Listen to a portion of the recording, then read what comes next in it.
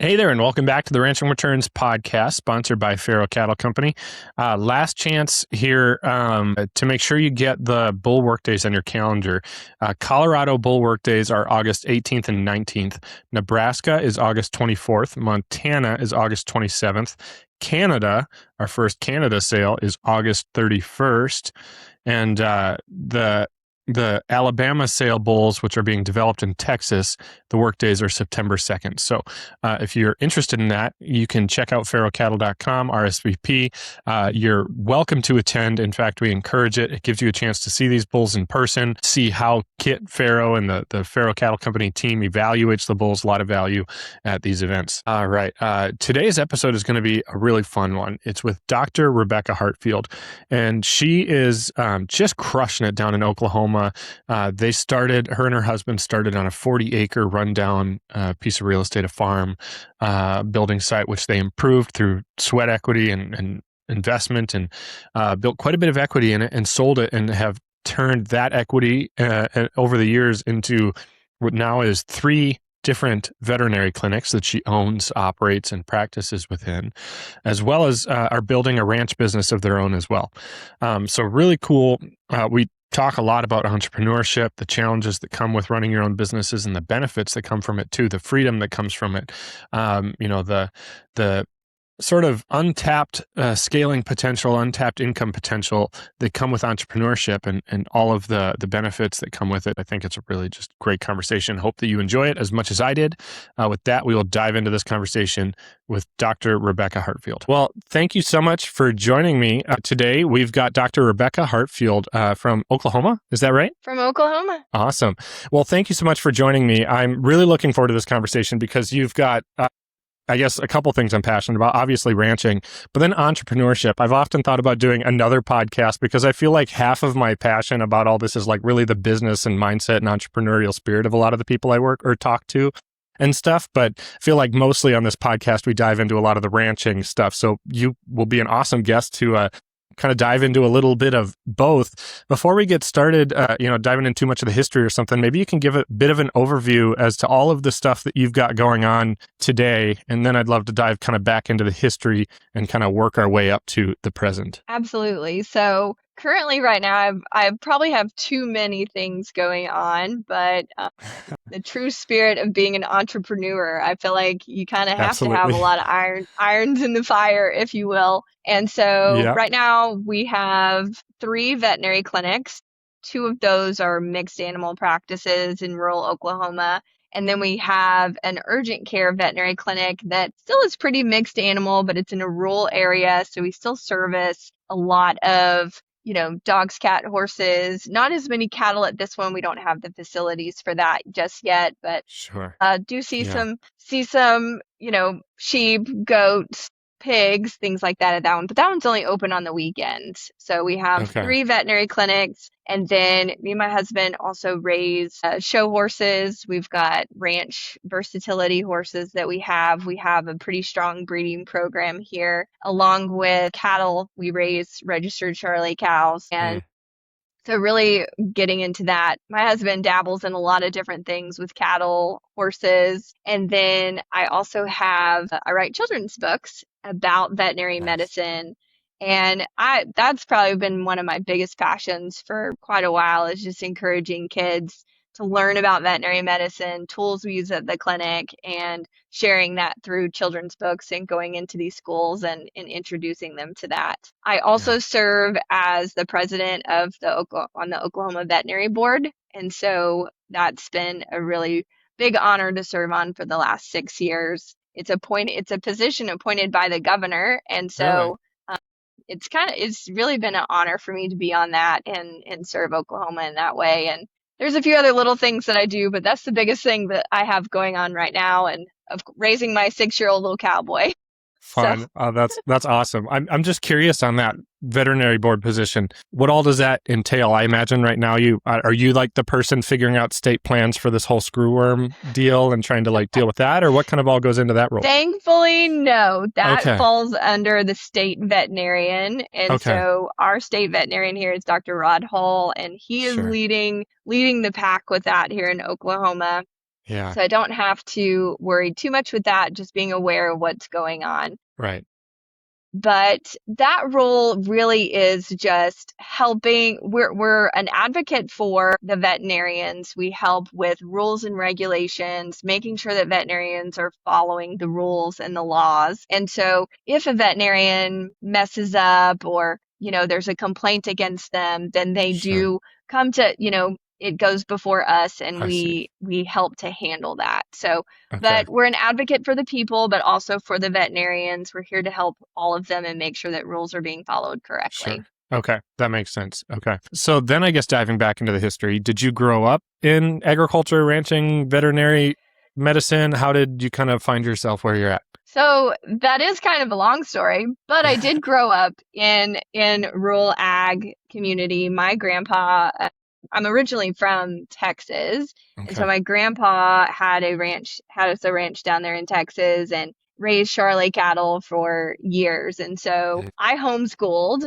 and I loved riding horses. My grandma got me into riding horses, showed in 4-H and was involved in FFA and horse judging, all through junior high and high school. But because I homeschooled most of my junior high, years, my grandpa would pick me up in the mornings. I'd go check oil wells with him, go check cattle, and then I'd finally get to go to, their house and ride horses and then do Mhm. schoolwork at some point during that time. Right. Yeah. Yeah. And that was kind of my daily routine, just hanging out with my grandpa, grandma, working around their ranch. And so that's where I really got exposed to it. But to Mhm. be honest, I didn't really want to go to college. I thought that was way too much school for me. I wanted to train horses, maybe do some photography. I kind of dabbled in that a little bit. And then fast forward to meeting my husband back in 2008, and I worked for a veterinarian at the time. I needed a second job and loved working there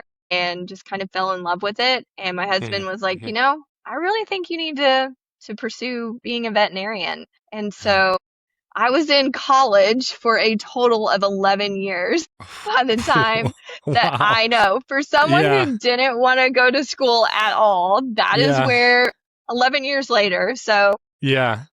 I have an associate's degree, I have a bachelor's, and I have a doctorate in veterinary medicine now, but Okay. I Okay. wouldn't change anything. Yeah. Yeah. Well, that's incredible. I did 3 years of college and that was enough for me. I was ready to be done.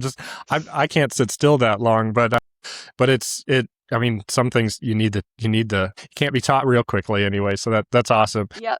So your husband actually encouraged you to do it. It wasn't like something you always dreamed about. It feels like at least a lot of the vets I know, it's something they always wanted to do. And it was later kind of encouraged or kind of, yeah.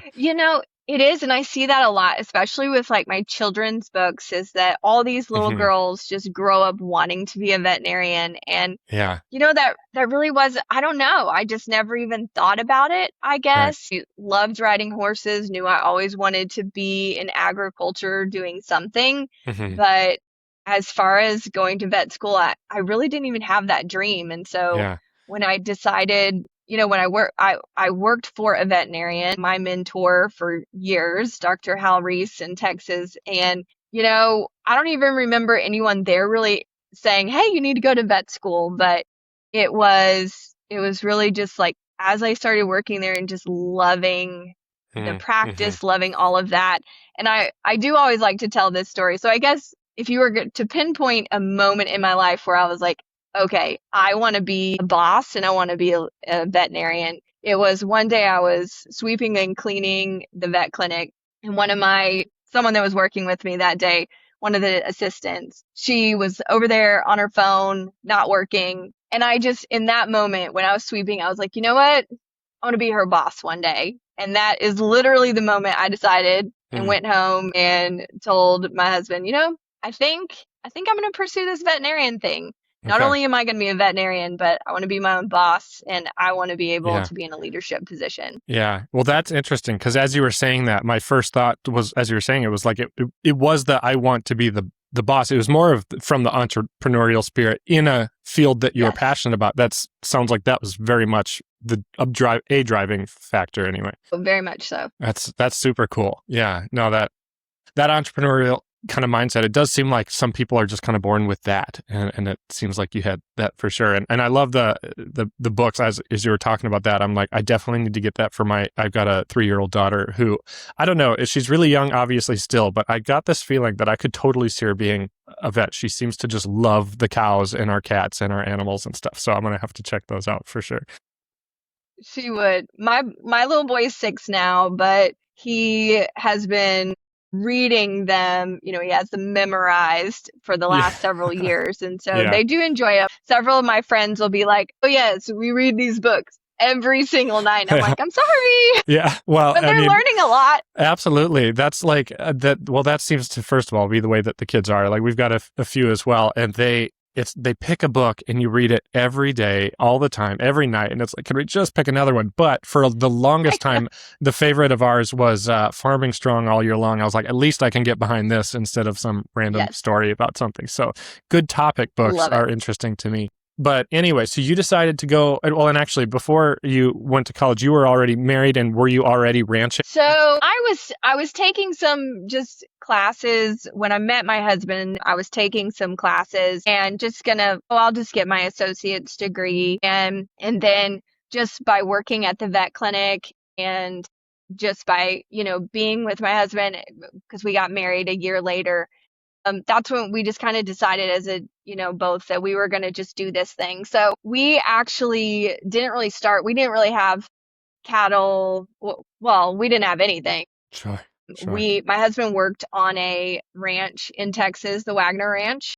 Oh, fair. Yeah. Where Highbrow Cat was at some point. So he worked there for about a year while I was taking some classes that I needed to start working towards going to vet school. So we lived on that ranch for about a year. And he trained 2-year-olds there. And then we just decided to go all in. And so I got accepted into Texas A&M University. So we moved there the next year, rented a place for a couple of years while I was going to school at A&M. And my husband still worked for a cutting horse trainer there for a little while, but I couldn't work at the same time going to school, trying to keep up with classes and working was just not going to cut it. So he ended up going back into the oil field for a little while so that I didn't have to work while taking like biochemistry, organic chemistry, physics, all the things that I'm terrible at. And so I ended up not getting into veterinary school at Texas A&M, but I did get into school at Oklahoma State. And so we ended up moving again to Oklahoma. And so once we moved to Oklahoma, we were able to find this amazing rundown piece of property. It was 40 acres and it like grass grown up past the door to past the windows. It was crazy. Yeah. And I guess the craziest kind of a thing. Very much so a fixer-upper. So we had called a realtor and they couldn't meet us there the day that we were in Oklahoma. So we just were like looking through the windows, and the inside we could tell was really bad, but the barn was just awesome. It was just this huge barn. I don't remember how big it was, but it was just this really great barn. So we were like, we have to have this place. And it was about 45 minutes from the school, so it was doable. We just didn't want to rent again. We really wanted to put down some roots and buy something. And so we ended up putting an offer in on this property without even going in the house. And we got it for a steal. Nice. And so while I was in vet school, my husband was working, we just slowly invested into that property and basically made this just super great horse facilities there. So we added on to the barn, built 2 arenas, added on just a lot of stuff, remodeled the house. And so that initial investment is actually what led us to pay cash for our next home when we ended up moving to Holdenville to purchase our first clinic. So that was a great investment opportunity for sure. That's so cool. So when you were doing it, were you thinking through like, we're going to build a business, a horse business? I mean, what was it kind of just building the property of your dreams, or did you have, a perspective or a plan within that property to, build a business on it? I don't think we had a plan at all, actually. Sure. Yeah. Fair. When we were there and rebuilding, we loved that property so much. My husband has always had just a passion for horses, which is kind of funny because before I met him, he was football star at Texas Tech. He actually initially got drafted to the Ravens, let go, and then to the Redskins. So he didn't get to stay long, but at least, he did make it a certain, not That's a incredible. lot of people can say that. That's like, okay, that helps put the perspective on his talent level, because clearly that's phenomenal. Wow. Yeah. So, and then, and he played arena football for a little while. Really? And so that was before I met him. But Mm-hmm. so it's but he's always just had this like passion for horses and for cattle and to be a cowboy. So you would have no idea meeting him now, like that he even did any of that. Yeah. So, yeah.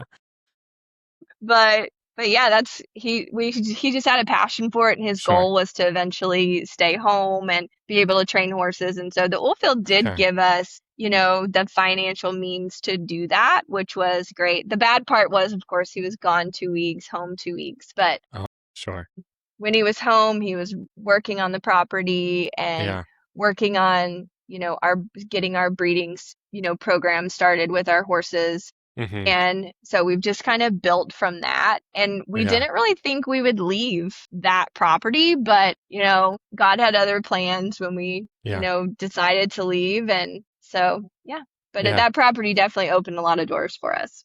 That's awesome. So you said that kind of led for the ability to buy your next place for cash and open some doors. Was that through the equity built then? Or, talk a little bit about that, and what was the next place? Yeah. So when we moved there, went to school and then graduated, and then we stayed there another probably, I think it was 2.5, 3 years. And while my first job out of vet school was at another rural mixed animal practice, did super well there, loved it, but just didn't see the potential for me to actually own that business in the near future. Yeah. And so knew I needed to do something else. And so that's when I got an email actually from the state veterinarian, just a mass email, hey, this vet clinic's for sale. And I showed my husband and I was like, what do you think? I think we should go look at it.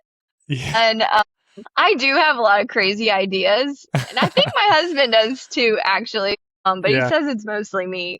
We decided to go look at it, and we did. And we just felt like it was a great opportunity, and the price was right for us to be able to purchase that clinic. And really, I just could see the growth and the need that community needed for a veterinarian, especially a mixed animal veterinarian. Sure. And so we decided to go ahead and purchase that clinic. And because of the equity that we had built in that property, I can't remember how much it was, but it was quite a bit. I mean, we tripled our money on that property. Wow, that's incredible. And so we actually purchased another home in Holdenville where the clinic was before we sold the other property, because we hadn't sold it yet. And God brought the right person at the right time, because it sold and we were able to, pay off that note and then actually reinvest in that property. And we again flipped that place, and now we're where we're at now. Yeah. So it does help that my husband is very handy, and we have good friends in our corner that are very handy as well, that allow us to do this. To remain in business and leave a legacy for the next generation, today's rancher and farmer must not only be efficient, but strive to be sustainable by preserving our natural resources. Healthy soil is the foundation of every strong operation, and education is the key to learning about new innovative ways, not only to maintain, but to continue to build that healthy foundation. At the Bottom Line Conference in Lakin, Kansas, we're going to dig into the essentials, like building organic matter, water infiltration, retention, and the variables that drive long-term productivity and sustainability. You're going to hear from past podcast guests Grant Harder and Kit Pharo as they share real-world strategies for building resilient soils and profitable herds. And this year, we're proud to present nationally recognized speaker Jolene Brown. She's going to be delivering a very powerful guidance on family business transition planning. So be sure and bring your business partners and the entire family. Strong soil, strong legacy. Your bottom line starts right here in Lakin, Kansas. The dates are Thursday, August 20th and Friday, August 21st at the Kearney County Fairgrounds on the west side of Lakin, just south of Highway 50. Now, for all the details, go to bottomlineconference.org. Yeah, no, that skill set is so valuable. Having just like basic mechanics and not contractor, but like construction skill set, man.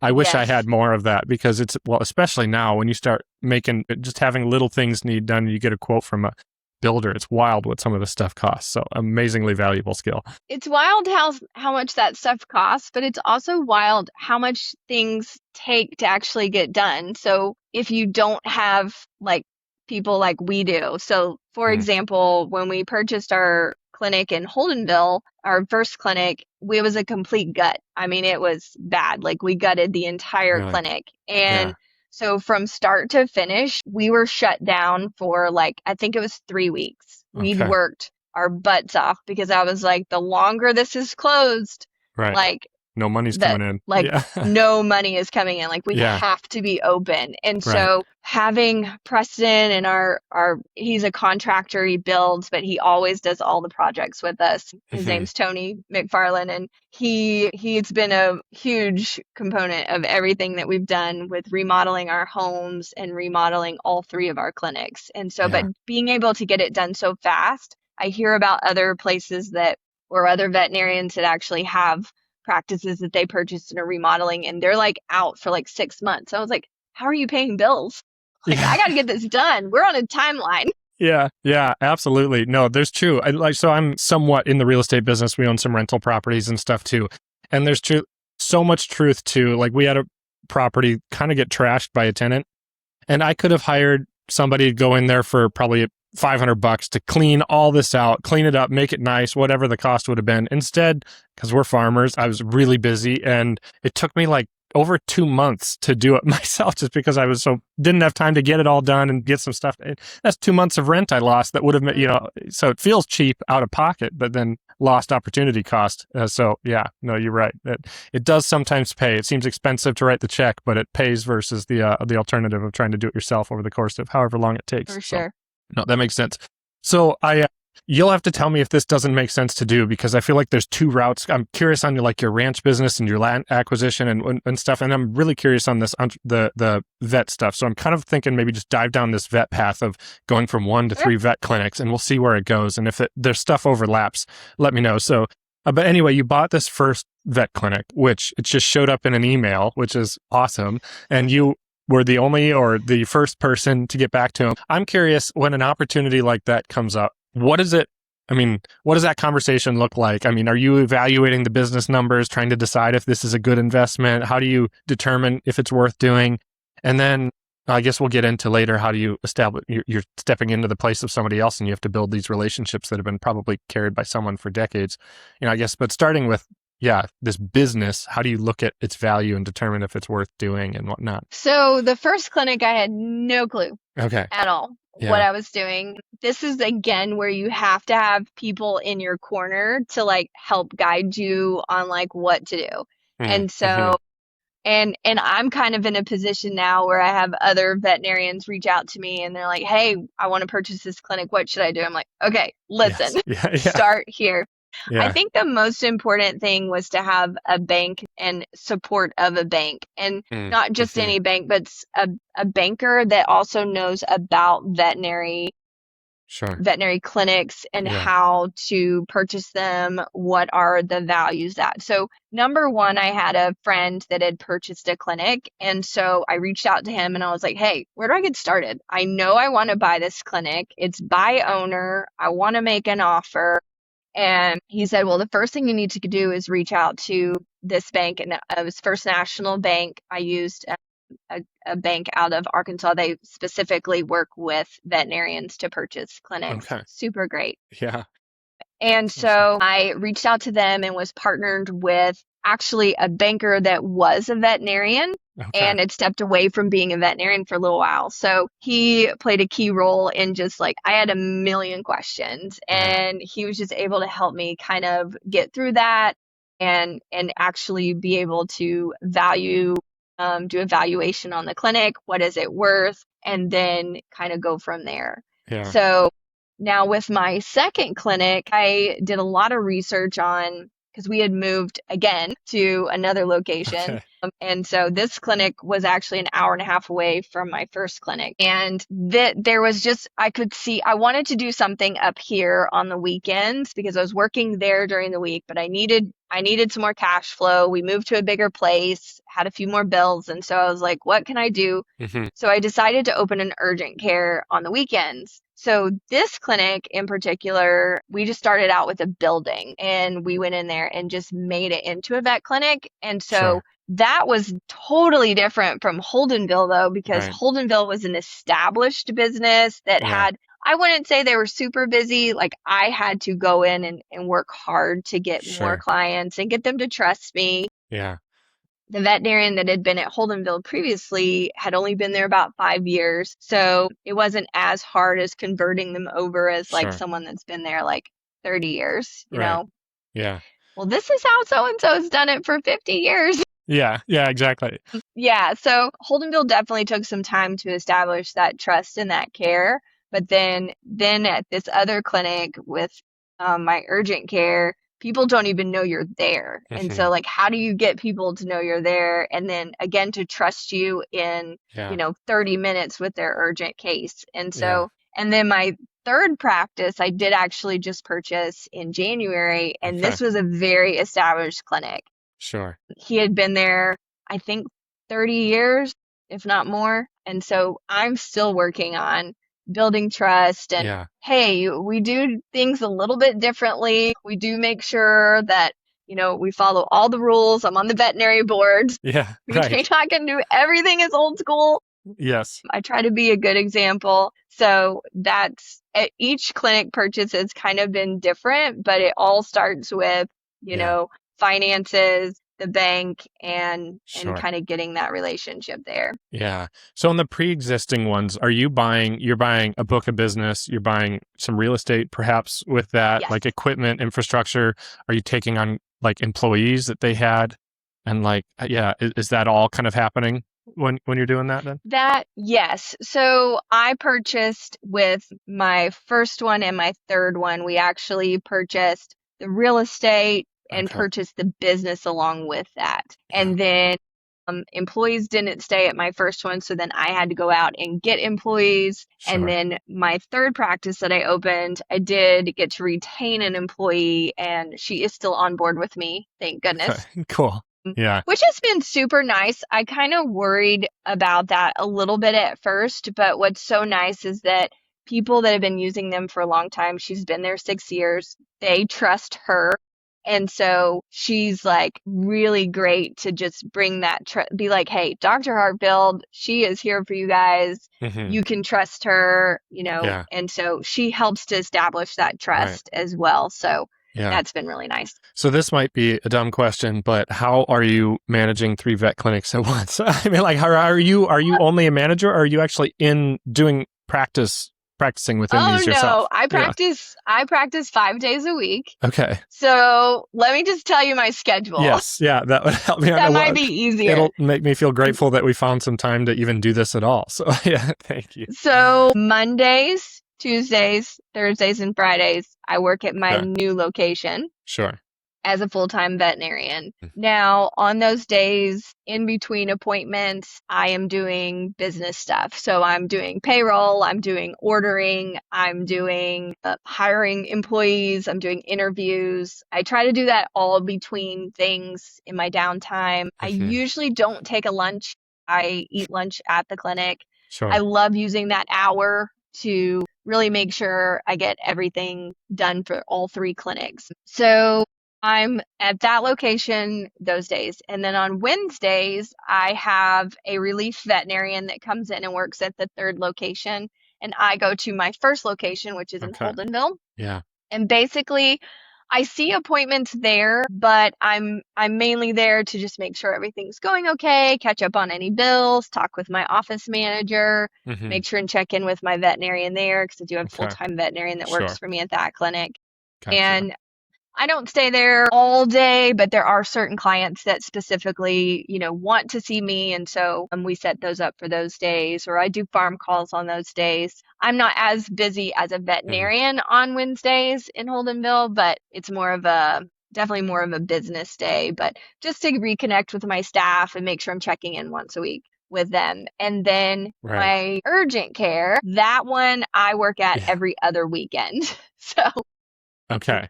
because I have my full-time veterinarian that works in Holdenville. She works there once a month. And then my relief vet that works Wednesdays for me, she works once a month. Gotcha. So it kind of works out great. Okay. We can do that. Sure. Yeah. Oh, that It's a is little a confusing. complicated schedule. Yeah. If you, it's nice that you have that structure, and it's like, man, I'm sure when you have somebody who wants to go on a 3-week vacation, that maybe gets a little complex for you or something. But It does, actually, it does. But I really have a great team and I have a great staff. And so we Yeah. kind of just make it work. Yeah. When I want to go on vacation, it gets a little difficult, but Yeah, I bet. next week I'm actually going on vacation. Okay. I don't get to go on one super often, but I decided to just shut the clinic down for a week because Okay. a bunch of people weren't off. So I was like, we'll just be Yeah. closed. So when you're the boss, you can make those decisions. That's right. No, that's a good way to do it. So I'm curious now, like looking back at it now, being the boss of these people and managing all the businesses, are you glad you went that route of, owning and managing as opposed to just working as a vet for a veterinarian or for a clinic somewhere? Or?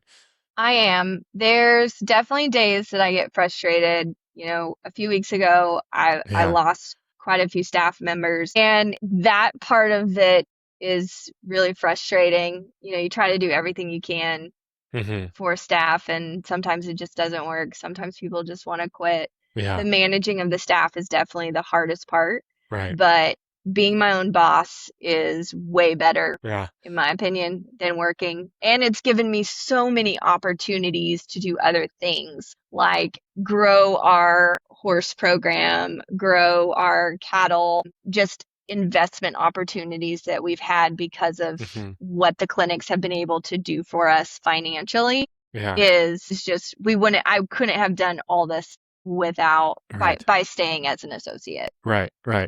And I guess maybe talk a little bit more about that, because I think that's huge. Like when you take on risk, when you take on challenges, headaches, problems, that's the upside usually is a financial upside. And I mean, I guess if there's anything more to say on that anyway, I think that's an important realization for people, though, that it's an unlock to people who think they're capped purely by their time.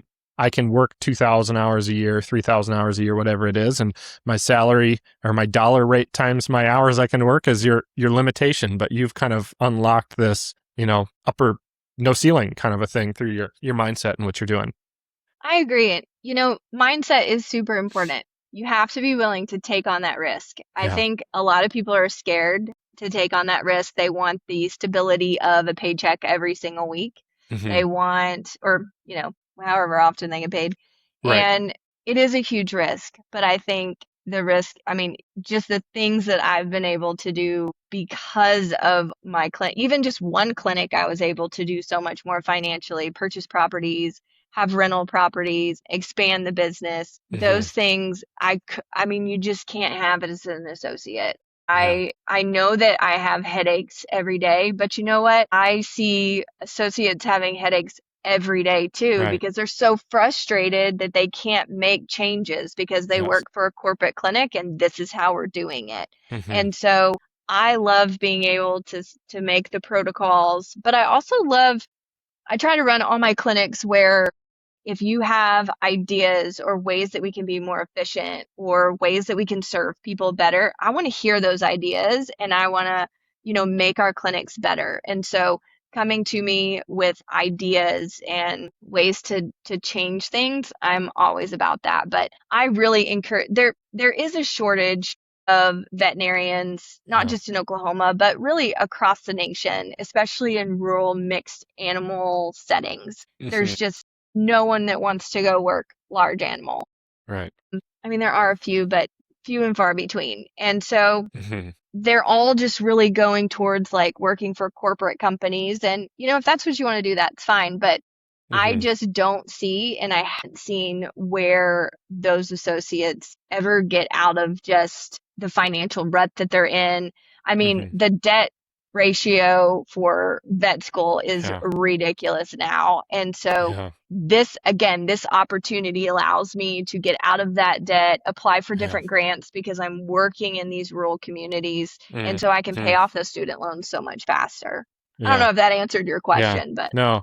No, it does. I tend to agree with everything you said. I think life is pretty much all choices and trade-offs. You get to kind of choose your heart. And, a lot of people will say they don't go into, you don't want to get into farming or don't want to get into business because of all of the headaches, the hardships, the challenges. It's harder to maybe get away sometimes and different things. But the alternative is go work for somebody. And yes, you might have the consistency, you might have the vacation time and things, but you're limited by, again, your hours and your income and stuff. So it's choose your heart. It's kind of, everybody gets to kind of trade, but it really was, for myself anyway, an unlock to realize that, yeah, you can make money more than you can you can be worth more than your time, or you can generate income in other ways than just your labor times your rate, your hourly yes. wage and stuff.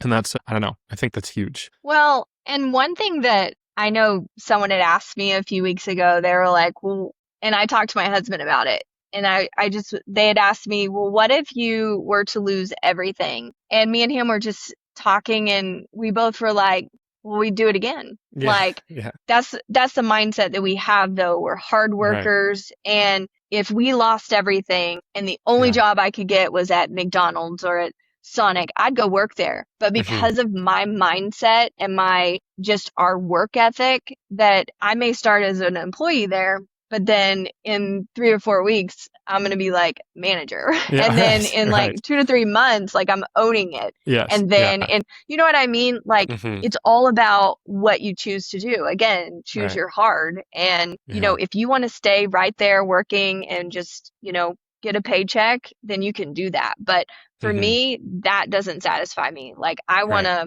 lead, grow, and I mean, every day I'm thinking, okay, is there another clinic I could buy? Well, now I need to find another veterinarian to work for me. Yeah. Like, how do we get Right. those? Right. Right. So it's just some people have that mindset and people don't. And I definitely do. Yeah. And Yeah. there is one other thing. People always ask me, I told you my schedule and everything I'm involved in. And they're always like, well, how do you, do you have any family time? Are you ever at home? And my answer to that is yes. Because I'm my own boss, I do set that schedule and I am very strict about when I leave the clinic. And that's why I work through lunch. So I don't have to bring anything home. When I get home, I might be checking mares for my husband, but I'm also with my husband and with my son. Right. And we're doing things together as a family. We're doing things on the weekend as a family. We're riding horses together, checking cattle. So, and as my own boss, my son got to come with me to work all the time. Yeah. So, he's just been around it, exposed to it.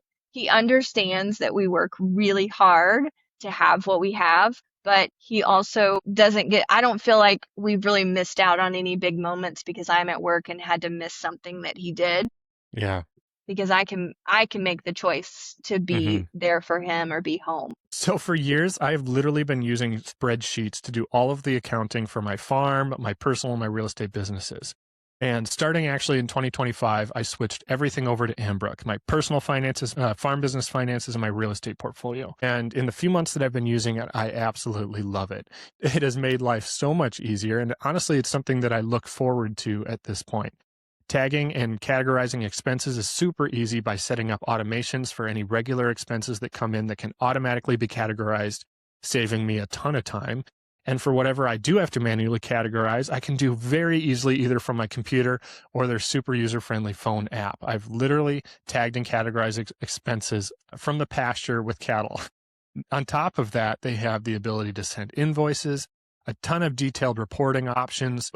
You can break out expenses and incomes by by enterprise, which allows me to see more accurately individual enterprise profitability and gross margin analysis. If that's something you're interested in, check them out at ambrook.com/ranching returns to try it free for 1 month.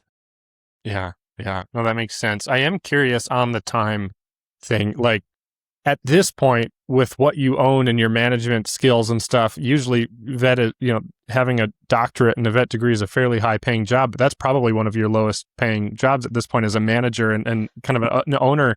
Do you see a time where it makes sense to outsource that work and focus more time towards managing, acquiring more, that kind of if that makes sense? It does. So as far as hiring another veterinarian to work full time and me, that's definitely the goal. I mean, I think for me, I just love being a veterinarian. Sure. I love seeing patients. Right. But it's also fun, like when I go back to my original clinic and see clients, and it's kind of fun because it's just like I'm popping in and out of appointments, but it's not like a normal busy day, like where it's like appointment. So I do really enjoy that. I think long-term goal for me would be to acquire several more clinics, and I just make my rounds. I go to a different clinic every day. I'm making sure it's running the same. All 3 of my clinics run the same. We have the same protocols. We have the same software. We have the same goals. And so any of my employees can actually go to any of my locations. That's and cool. Right. Just fall in and know how we make appointments. It's all the same. And so just the staff is different. And so that would be kind of my ultimate goal, I think, is to acquire more, but be more of a manager role and just kind of have fun and see appointments when I want to. Yeah. That's smart. No, I think that's really smart. Probably, it's one of those things you probably had to do right away. Like if you take on a new clinic, it's probably a headache to switch everything over, but in the long term, having that consistency is going to save you so much time and headache over time. I have one more question on the vet clinic thing before we kind of move into the ranch side and stuff. But so you talked on that second one you purchased, that was more of a startup from scratch, which I would say is a very, probably a totally different game than starting something that's got a book of business. It's got some systems and equipment and infrastructure. I mean, talk about that, what all goes into starting something from scratch, and how. I think you said you did it because you had more payments and more other things and you wanted a little extra income. In my mind, I'm a super conservative person. And I'm like, that's a huge risk. You're going to start a whole nother business at the same time as you're saying you need more cash flow. I mean, man, but you did it and you made it work apparently. So tell me about. Well, so when I purchased this, it was just a building. Yeah. It actually was a daycare. So but it was just like a big open metal building. And so when I purchased that clinic, I was able to get a loan with some capital so that I could use that money to then build and do that. So, but I was very conservative about the equipment that I put in there. I learned a lot from my first clinic on like what equipment to get, what not to just pay outright for. Facebook Marketplace is a great place to find equipment, surgery table. Like I found so much stuff. So I was very under budget with that. And so I was under budget with my first clinic too, which allowed me to have a little cushion to provide for, payroll and if anything unexpected came up. And so my goal the first weekend that I was open was I just need to make enough money to pay for the staff and like half of my mortgage. And we definitely did that the first weekend. Like I had appointments the very first weekend that I was open. And so we just kind of grew from that. But one thing that I did is I was like, we really need people to know we're here. So what we did was we started out by having spay and neuter clinics for cats. Sure. So discounted. So I think the first weekend that we did it, we had like 40 cats show up. Okay. Yeah. It was a lot. It was a long day. Right. But what that did was, because we did those like every few weeks, is that the word started to spread. Hey, this urgent care is here. She's doing some discount spay and neuters right now. And so now that we have that, we've actually 2.5 years in, we don't really do as many of those anymore because we are so busy with urgent care cases on the weekends. So that's kind of how I started that one. But it was definitely more difficult. We're still like we're 2.5 years in, and we're still just like, we need more clientele, and so, we went from like $1,500 weekends to now we're like grossing like $10,000 a weekend. Wow. That's And incredible. so Yeah. we still can grow so much from that. And so that to me is awesome. We just have to continue getting that word of mouth and let people know we're there. And when do you look at it and say like open it 7 days a week, or does that not make sense? Well, right now it doesn't make sense. Okay. So there are 2 other veterinary clinics in Manford where my urgent care is. Okay. And I have a great relationship with them. And so they refer so much stuff to us on the weekends because they're not open. Gotcha. And so Stepping I really on toes. don't. Yeah. I don't. Right. I'm not trying to steal anyone's clients. I want to make sure they go back to their regular veterinarian during the week. My other 2 clinics, though, they're the only clinics in the town. So Holdenville is actually the only clinic in the county. And then my Lake area, my 3rd clinic, is the only clinic. Okay. Probably within 15, 20 miles of anything else, maybe further. So I like purchasing these established clinics in areas where there's not another clinic. Yeah. I'm the only game in town, Right. but I don't want these communities going without a veterinarian. And so to me, those are the best clinics to purchase. That makes sense. Yeah, totally makes sense. Okay. So moving into kind of the ranch side, and I like how Bethany, who connected us, kind of talked about that it's not impossible to get into ranching. She shared how you guys did that, and you've done it through entrepreneurship. But talk about what that actually looked like on the ranch side of acquiring land, building a business there. That's a fairly high capital intensive business, and probably a little. I don't know if you're making money on these other businesses and you start looking at land as an investment. It's probably a little depressing almost. But I know. Yeah. Land has actually been done really well for us. And of course, flipping our houses. Yeah. So we had, that was the biggest thing. When we moved to Oklahoma, we paid $140,000 for our first property with 40 acres, and we were able to almost triple that. That's awesome. And when we sold it by upgrades and all of that. And then, so when we moved to Holdenville, we had we had the clinic, then we had our house that we lived on, which was like 40 acres. And then we ended up purchasing another, because of the clinic, purchased a little rental property for a veterinarian that had come to work for me so I could provide housing. Well, then that ended up kind of not working out, but now we rent it out. And so that's cash flow every month. That house is actually paid for now. Wow. And then we ended up purchasing property right behind the clinic, which was like around 40 acres. And so again, because of the clinic and having just that cash flow and capital equity to do that. And then I'm rambling on this one a little bit. No, that's all right. That's the point of long form podcast, long form conversation. Is just take it where it goes. Yeah. So, I think it all just kind of happened. Let me go back just a little bit. So when we went to purchase our home for when we moved to our first home in Chandler, when we were in Oklahoma, that part was the most challenging because here we are. We didn't really own anything. We had a couple vehicles, but like that's it. That's all. We didn't come from families that had, I had a grandpa that had property, but like none of that's been given to us. We didn't get any of that. Right. So we have literally had to build everything that we have. And so how do you get money for a down payment for a house? And because my husband was working in the oil field, we were able to, honestly, I can't remember how we got the money for that. I think it was a special loan we applied for. Sure. But that was a struggle, like even finding a loan for it because we had nothing. But because of that property and building all of that equity, that's how we were able to then go out and get a loan for this or get that for that.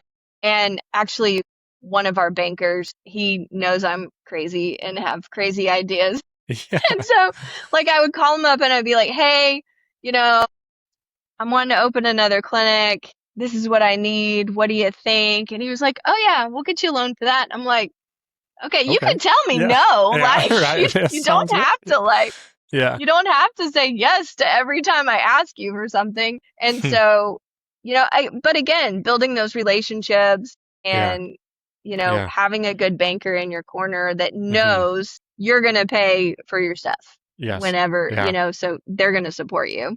That's So that's awesome. kind of how Yeah. that got started. But Yeah. Yeah. And then the cattle business, I guess, building the cattle and the ranch and the horse, the ranch side of your businesses and stuff. Where did that fall into place in this whole? I don't know how many years over the course of how many years you from moving to Oklahoma and then buying your first place to where you are today.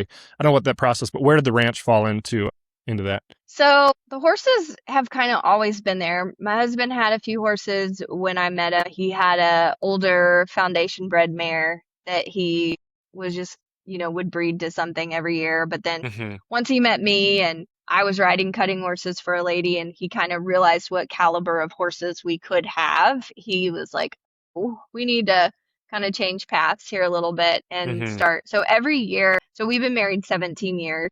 And every year we try to, invest in something. And we've just slowly over the years built it to, we've got like we only have like 7 brood mares right now, but we breed those mares every year. And then we also have just other ranch horses that we've raised and kept here. And so every year we sell like 2 or 3 horses, and we have way too many horses right now. I think we have like Sure.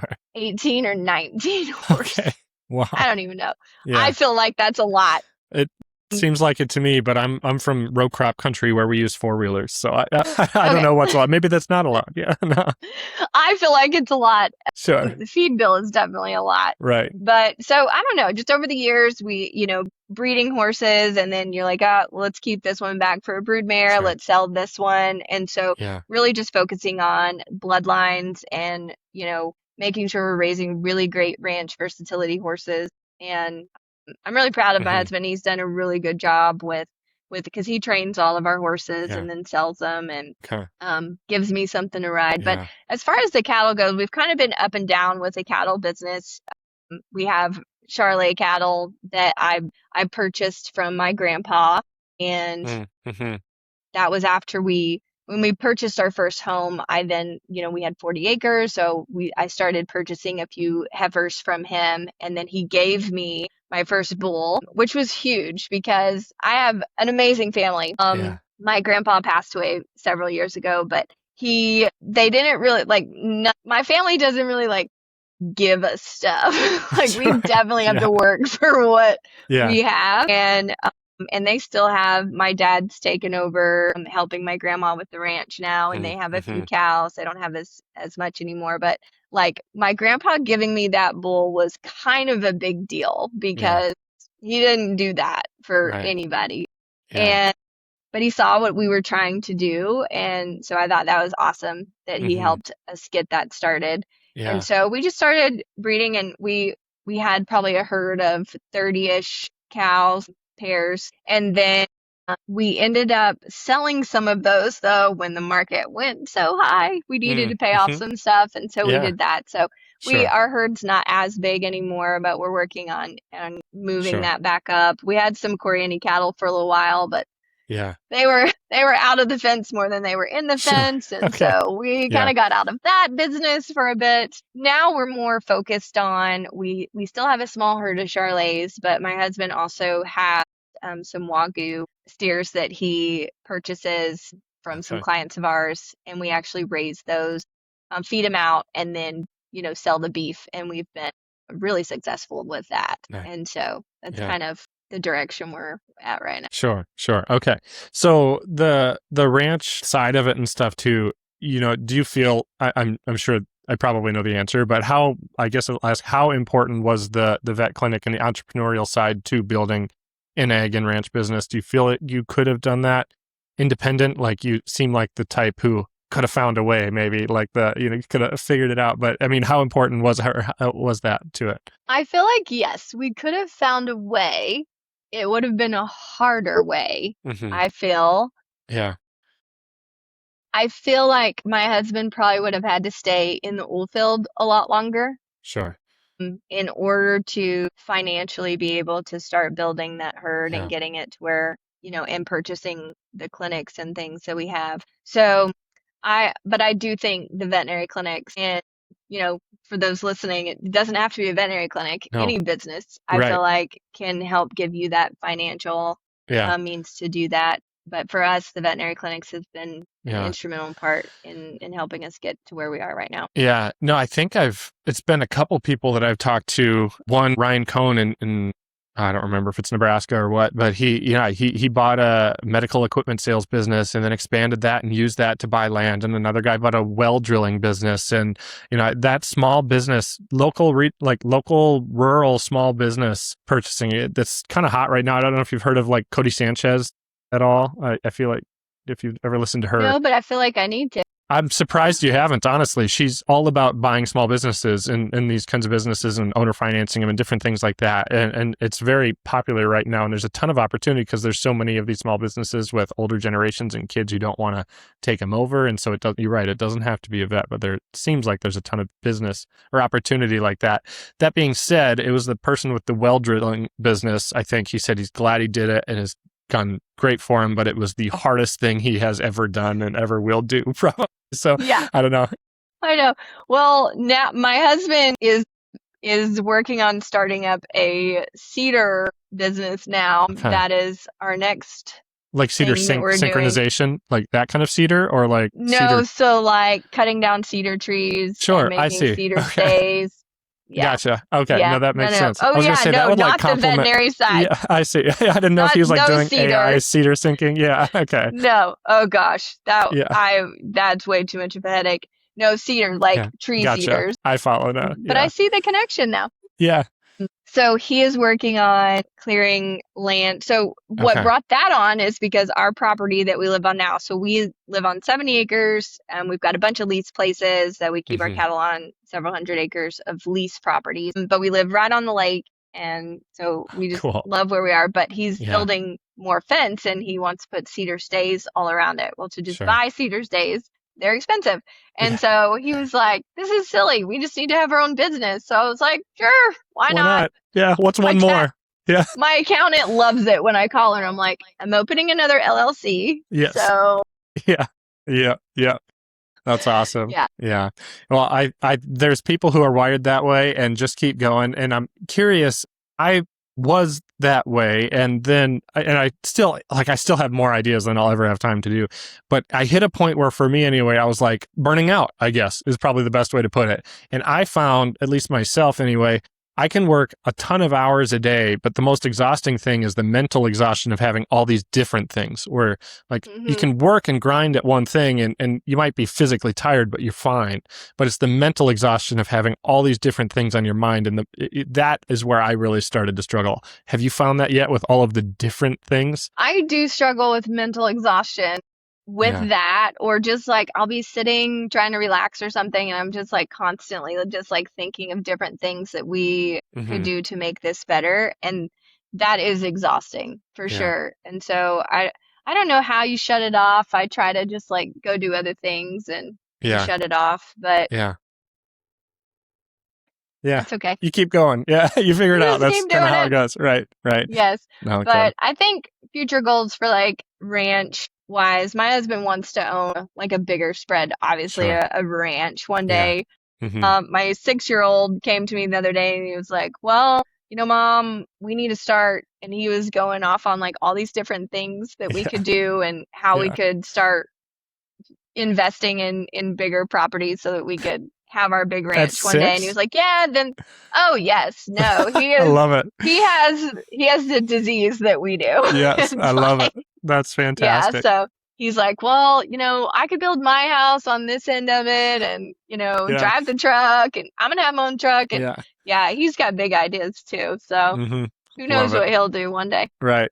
Yeah. Well, this is another conversation I had with one of those people. I think one of the best things that a young entrepreneurial minded person can have is a parent who says, do it, try it. That sounds awesome. Oh, yeah. Like, having a parent that said, ooh, I don't know, that's risky. A lot of people failed doing that. Everyone always talks about, like with rental properties anyway, they say, oh, my uncle had one of those and he got the midnight toilet overflowing toilet calls and the bad tenant who trashed the property. Yeah, those things happen, but that'll shut down an entrepreneurial spirit real quick. So with his already entrepreneurial mindset at 6 and you guys leading the way, I have no doubt he will accomplish great things. Oh yeah. Yeah, he's pretty fun. He is cowboy through and through. So another thing that we did just recently, we had a cowboy camp for it was just 2 days. We did it last week, and we did a cowgirl camp about 10 years ago, I think, at our first place that we lived at, and it was for 5 days. It was all girls. They stayed in a tent for all 5 days, never saw electronics, and they did not get AC for 5 days. But it was an amazing experience and so much fun for the girls. So I decided to do a cowboy camp this year, and it was 6 and 7-year-old boys. Wow. 9 of them. I decided that it's easier to wrangle cats, feral cats, than 9 boys. But it was so much fun, and we taught them how to ride, how to rope, how to groom, how to take care of their horses, and that's cool. Fish, and it was a great time. So that's so cool. That is so cool. I love it.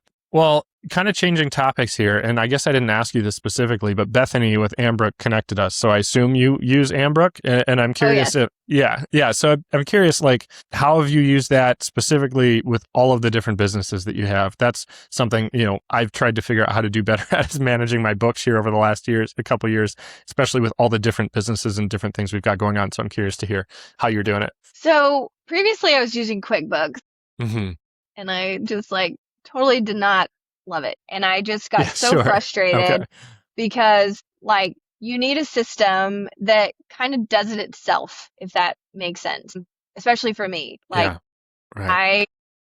I need to be involved, but I need a system that can do it itself, and I can be able to ask questions. Hey, where am I spending this money, or what's happening here? And I just couldn't get those answers with QuickBooks. And so I was like, it's time to hire a bookkeeper and get some of this relief off of myself. So Facebook really markets and targets really well, because Ambrook kept showing up. I just thought that, and I never even think I said it out loud. So I'm not even sure if Siri heard me. She may have, but I just started getting all these, messages about, or not messages, but on my feed about Ambrook. And so I was like, man, it's geared towards ranchers, farmers. I think this could work for me. And so I set up a time to talk to them. And one, I just loved that I could talk to a person. I am really big about, I want to be able to call someone or text someone if I have a question, or anything. And that's something you can't do with something like QuickBooks. I mean, you can, but you never know who you're going to get. And so that was the best thing that I liked about this, is that I can call, text, or email with my questions. And so I was looking for a bookkeeper. And so what's awesome about Ambrook is that I was able to set up all of my businesses. So all 3 clinics, and they're all separate. And then plus I can have my farm and ranch one separate as well. My husband loves to write checks. And so it's super easy to be able to have him log in there real quick, hey, where'd you write that check to? But keeping up with my finances is so much easier. And they have all been so helpful that I finally know where my money's going. And what's also great is that when you do want to go buy another business or property, all you have to do is click on a button, and it's gives you your profit and loss. Reports, and I can present that to the bank so much easier. And my accountant also loves my reports. They're much easier for her to decipher every month as well. Yeah. No, I am with you 100%. The confidence of actually knowing, I feel and maybe you are already probably ahead of me with QuickBooks and stuff, but I was using spreadsheets before, and I was one of those people who kind of just end of year, got everything ready last minute for the tax accountant and stuff. And so that's not an asset then. That's just purely tax prep. There's no asset. But when you actually have everything organized and ahead, you can use it as a proactive tool to start getting on top of things. like you're Yes. talking about, like when you want to, a new opportunity comes up, you have a little more confident where you're sitting because you have it all available to you immediately. And it's such a cool, I don't know, not just cool. It's just a true asset to you that I never looked at my finances, I feel like, as an asset, and it kind of really can be. I don't know.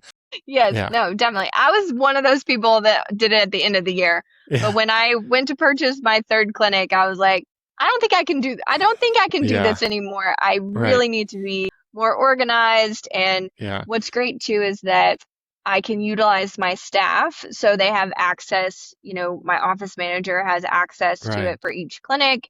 And Sure. so she's able to categorize things for me. Okay. Ambrook was able to set up specific chart of accounts that I Yeah. use in veterinary medicine. And Mhm. so we can categorize everything that way. And so they don't have, my staff doesn't have access to my accounts, but they do have access to categorize things for me. And that is so helpful. And I'm not Mhm. having to do that at the end of the year. But yes, it can Yeah. definitely work for you if you're keeping up with it, Right. during the year for Yeah. sure. Yeah, no, right. And for me anyway, the keeping up with it year now it's made so easy. I can do it from a phone. You probably have your staff doing it. And that was a question I had, because I think they have a service as well where they will actually do that accounting stuff for you, I think. But you're Yes. not using that. You're using your team to do it and just kind of use them So to help set it up. I do use my team to help categorize stuff, but I also have someone assigned to me that I've set up within Sure. Ambrook that she looks through all of my accounts, make sure everything's adding up correctly. Right. And if there's issues, she will, email me and be like, I actually got an email from her today, and she was like, hey, I have some questions on these accounts. What do we need to Nice. do? And so Yeah. that's been super helpful having that. Yeah. That's awesome. No, that is awesome. And the diverse, like you said, the farm, do you have multiple accounts, or do you have all of these as enterprise within one account? Your farm and your different clinics and all your different, I don't know, your real estate and stuff like that. So like with Ambrook, Yeah.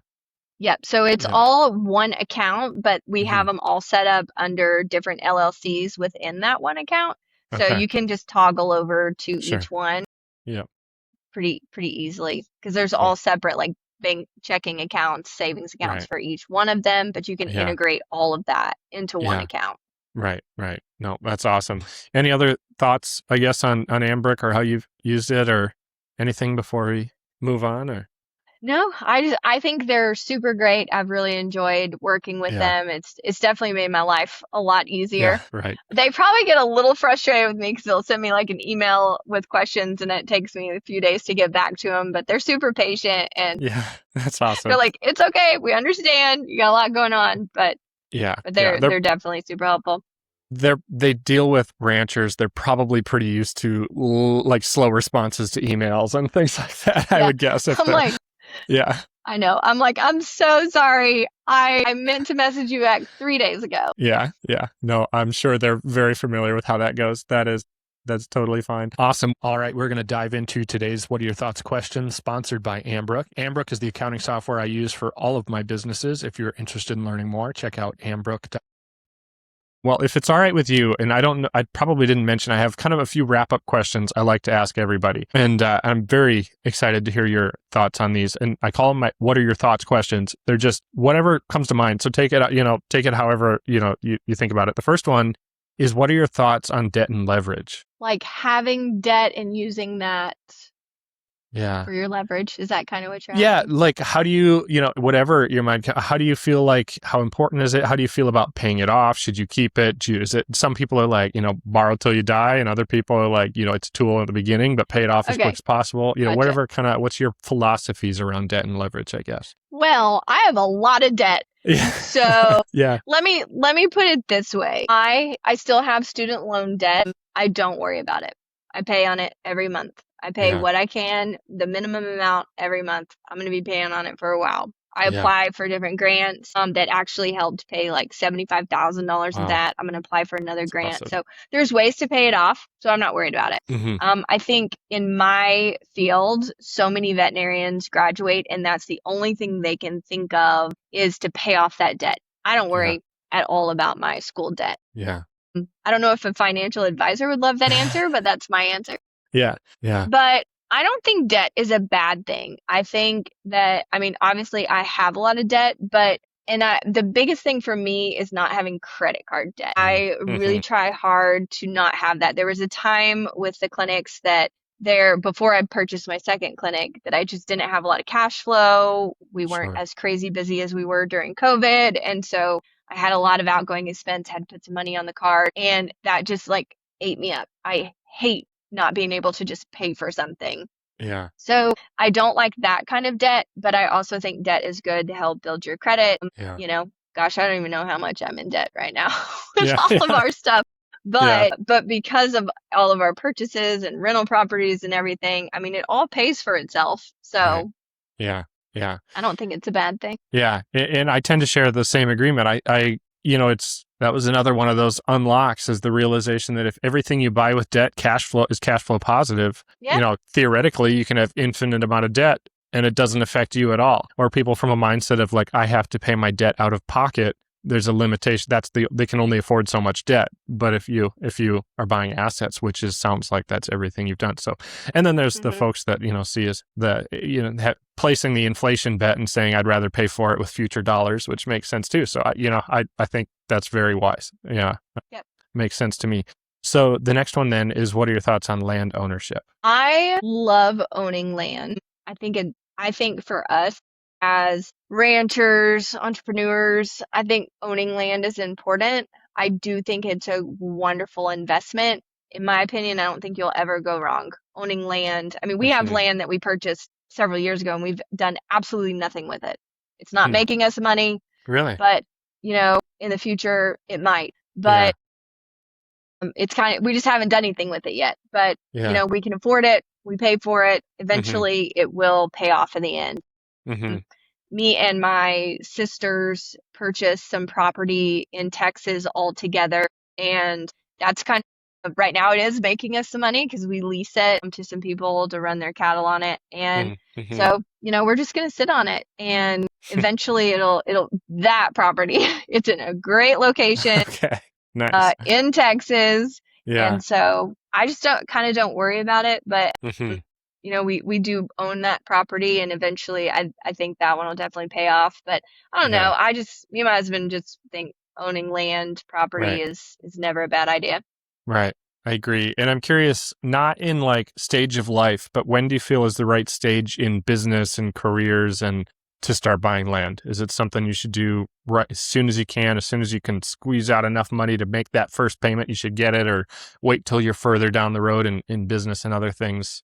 Any thoughts on that? So my thoughts on that is, me and my husband have always, anything we've purchased, we've always felt like it has to be in God's timing, because I don't ever want to put us in a bind. We definitely have taken a lot of risks on things that we've bought, but like, I feel like God's put opportunities in front of us, and when that opportunity came, we could either jump in and do it, or kind of be scared and step back and miss out on that opportunity. Right. There's been times where we wanted to purchase a piece of property, and there was just like, the bank was being weird. A different bank that we were using, they were like, well, you can't afford it. You just bought this other property. And it was just a lot of like red flags. And looking back, we were definitely really upset we didn't get that piece of property. But now we're like, oh my gosh, like, that's not what we needed right then. So I think for us, when we've purchased anything, especially land, it's been all about God's timing, and kind of just trusting in Him that He knows what's best for timing and the situation and why we need it or why we don't need it. Yeah. Yeah. I love that. I saw in your bio, I don't remember what it says, something like Christ follower. And I'm curious, how has that played a role? And that's a great example, but any other thoughts on how being a follower of Christ has impacted your life? Because I guess I am a believer that it's a huge impactor in day-to-day life. Absolutely.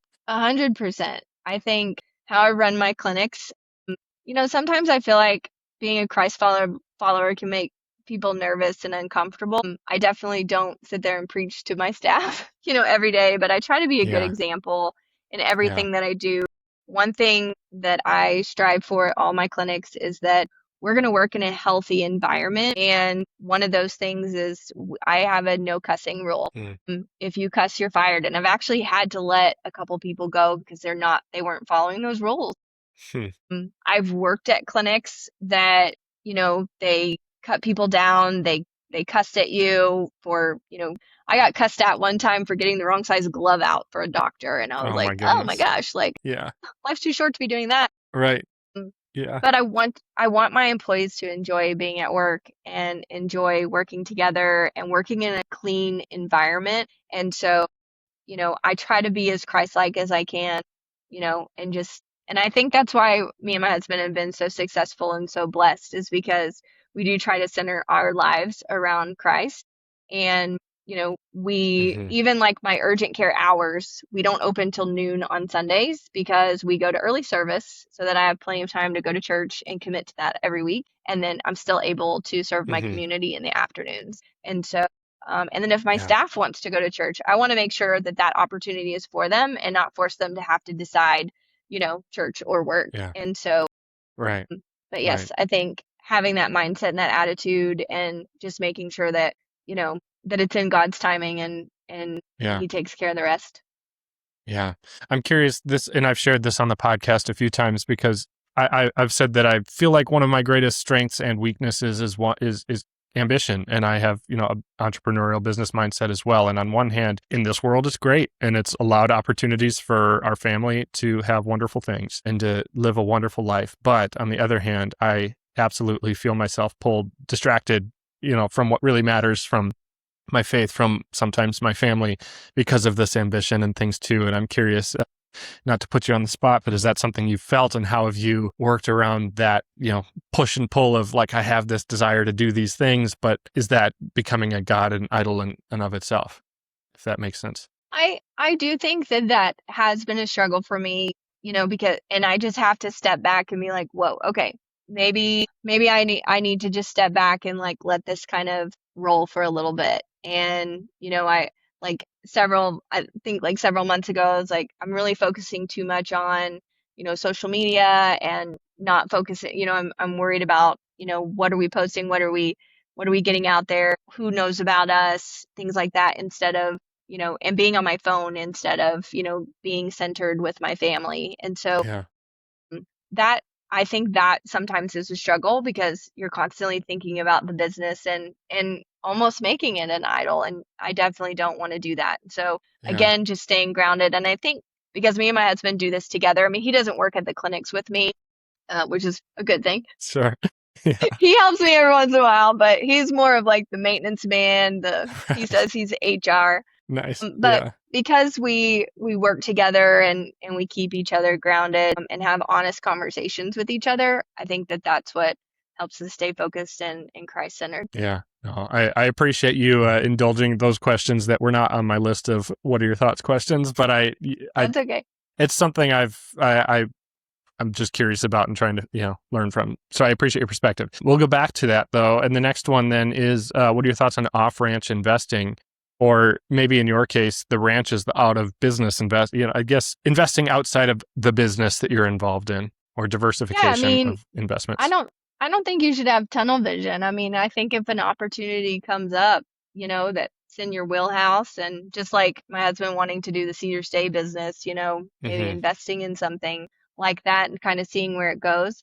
I think stuff like that doesn't scare me as much anymore because if it doesn't really pan out, it's not a big deal. Like the veterinary clinics are obviously the most important, kind of backbone for everything that we do. But I do love looking into other investment opportunities and how can we have some passive income for sure. Yeah. Yeah. Yeah. You probably can't take on a lot more active income opportunities at this point. No. Which I'm maxed out on that for right now. Yeah, it sounds like it. Well, then this question is the last one I've got for you on these anyways. What are your thoughts around the idea of enough? This is, again, kind of back to what I asked a little bit already. Well, I guess I'll just let you answer it there. Any thoughts around the idea of enough, or is there a point where there is enough? I feel like right now, like in the broad sense of things, like we have enough. We're happy. Like I'm not one of those people that I need stuff to make me happy. Yeah. We do extra things because it does make us happy.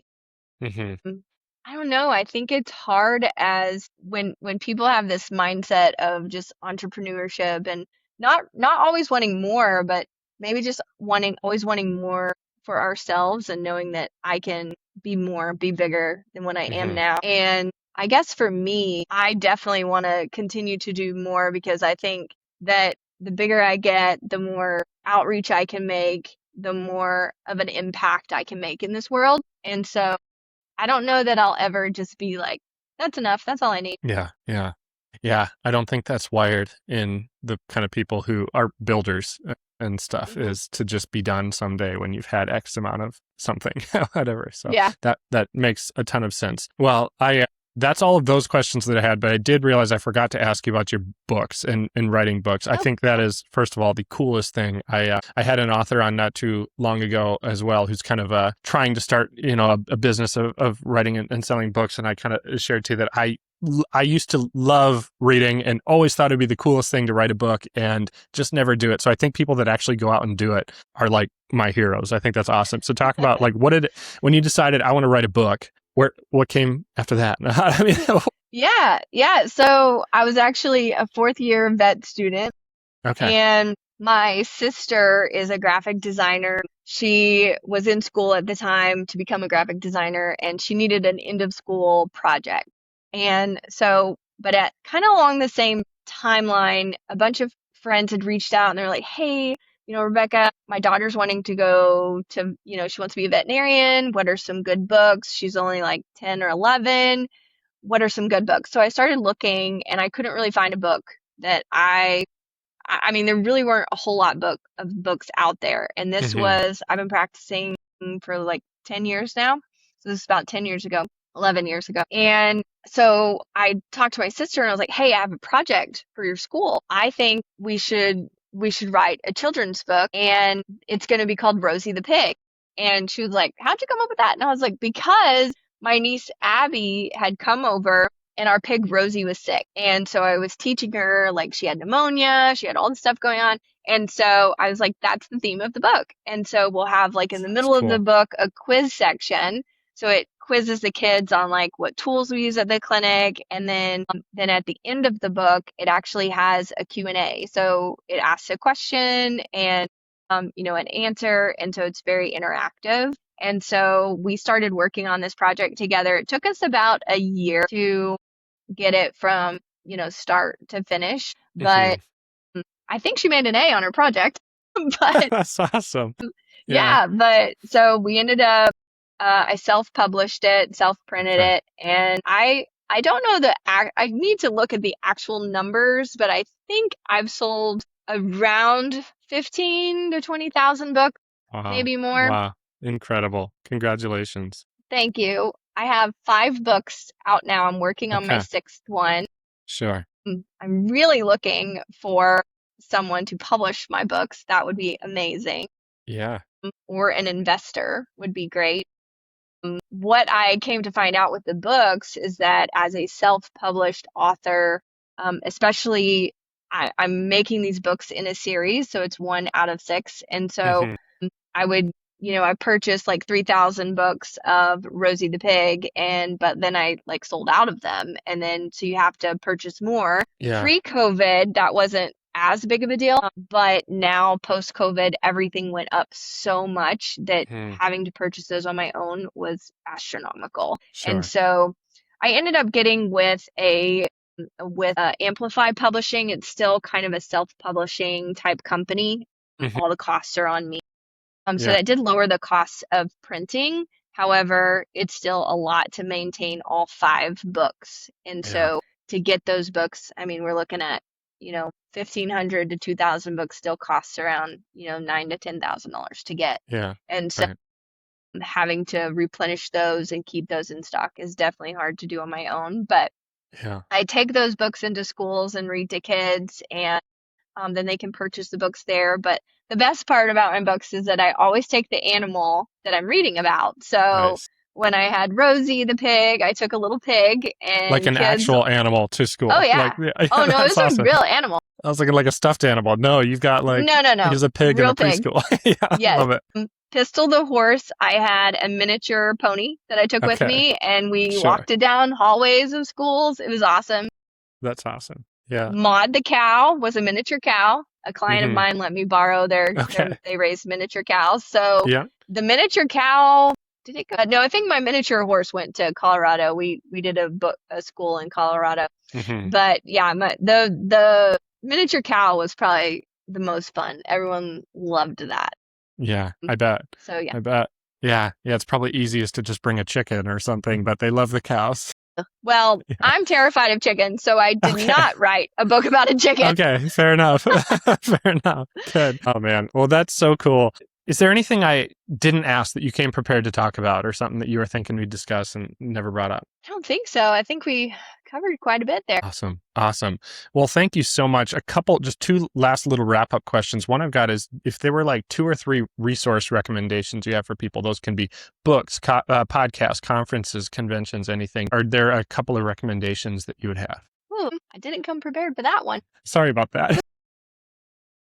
Honestly, I think just reaching out, especially just reaching out to people that have done it before, I think is just such a great resource. So I love it when people ask me questions, because I've been through it and I've definitely done some wrong things and some right things, but at least I can guide you to the right place. But really, I mean, when I first started, so much of this, it was reaching out to people I knew had already purchased a clinic or who had bought some property, and developing those relationships with my banker, and that honestly was my biggest resource and still is my biggest resource now. Yeah, love that. I agree. You can't beat people who have had the experience. Yes. That's great. Good. Then the last question is, if you're comfortable with it and people want to reach out, learn more about what you do, or buy a book or anything, where would you direct them? So they can go to my website, drhartfield.com, Dr. DOCTOR, Hartfield, HARTFIELD.com. And they can email me from there. That goes to my personal email. And they can find out a little bit about me. They can purchase books there, but they can also email and ask me any kind of questions from there as well. Cool. Well, thank you so much. This was incredible. I'm so impressed by what you've done, and I'm excited to someday I'm going to get your now 6-year-old when he takes this to the moon or whatever he's going to do. So listen, if he was here, he would probably be up here trying to be on this. So I'm on something else that I do. Sorry to add on. No, this is great. So I do vet talks on News on 6, which is one of our local stations here in Tulsa. Okay. And so we do Zoom, they're usually 5 to 10 minutes once a month. And so he has been featured on that multiple times because they love him. Yeah. And so he's always awesome. I want to be on today. And I'm like, no, we're talking about, something you have no idea about. Right. So, I love that. Yeah. So cool. Well, Dr. Rebekah Hartfield, thank you so much for this. This has been wonderful. Thank you so much for having me. I appreciate it.